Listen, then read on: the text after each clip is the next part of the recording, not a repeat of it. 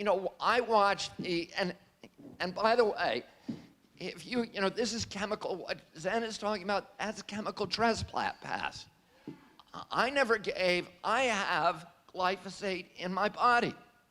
So does everybody in this room. We never gave that company permission to put that in our bodies.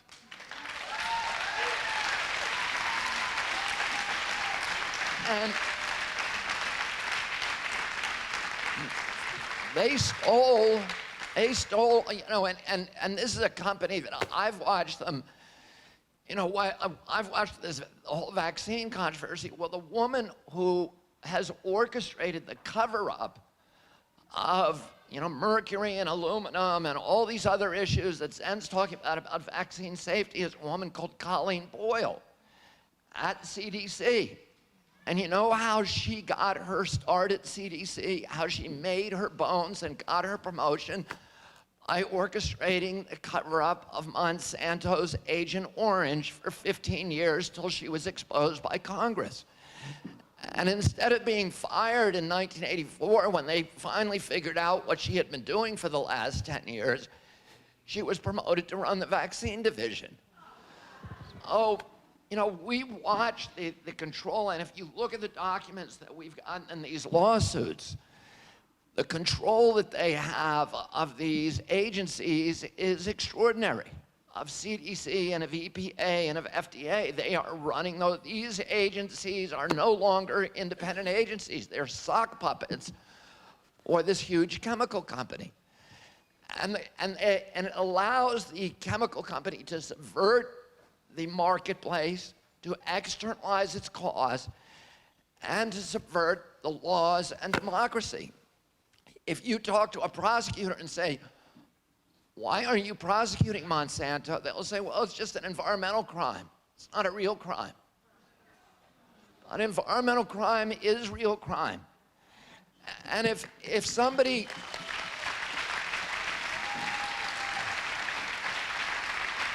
if a chemical company discharges PCBs or Roundup and that gets into a mother's food, and she eats it when she's pregnant, and it gets into the little baby and it inhibits her growth, and that little girl gets to be 5 years old or 6 years old and is in first grade and is trying to read, and she can't read as easily as her classmates, and maybe she can't solve a math problem as easily as her classmates, and God gave her the brain to read that book and solve that math problem.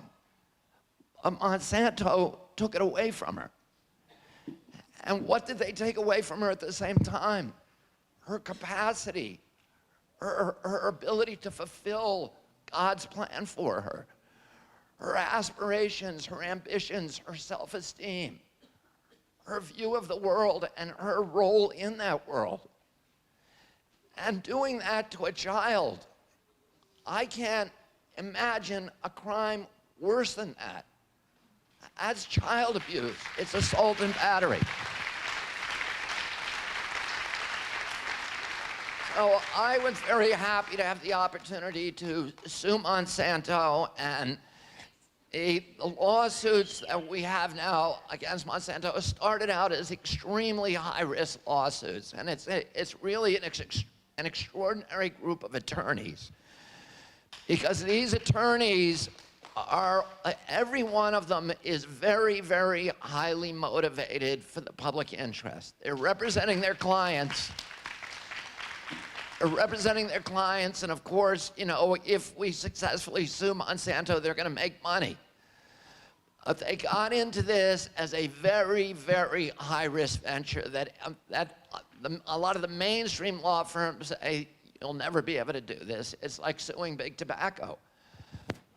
And we have two lawsuits. One of them, two major lawsuits. One of them is a lawsuit that says we're representing between 3,000 and 5,000 clients who either they or a member of their family got non-Hodgkin's lymphoma from handling Roundup.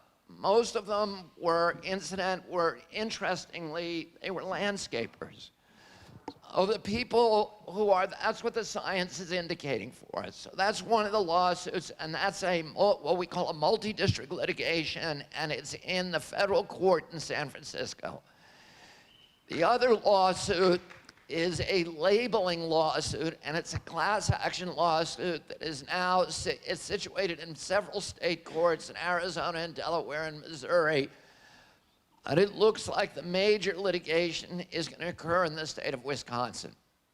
And that's a lawsuit that looks at the label of Monsanto, which says what they say on the label is not accurate. And essentially what they say on the label is that Monsanto affects actions by an enzyme that occurs only in plants and does not occur in human beings. And while it's true that that enzyme is not part of the human cell, it is part of the human biome.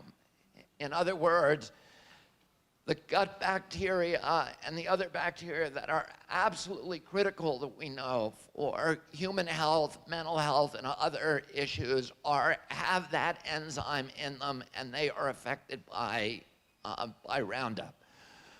So those are the two principal lawsuits. We're also very, very actively defending the Prop 65 listing and trying to make sure that, trying to get Governor Brown to ban glyphosate on public lands in this state, and to make sure that we don't have, that Monsanto is not able to get itself a safe harbor that allows an exposure level that's so high that the listing itself will become meaningless. Finally, we're working with the European Parliament and the European health agencies, which in the next couple of weeks are going to either decide to relicense Monsanto or relicense Roundup in Europe, or to decide not to relicense it. And this is something that's very terrifying for Monsanto, because the European regulators are very, very angry at the documents that we've been able to show them.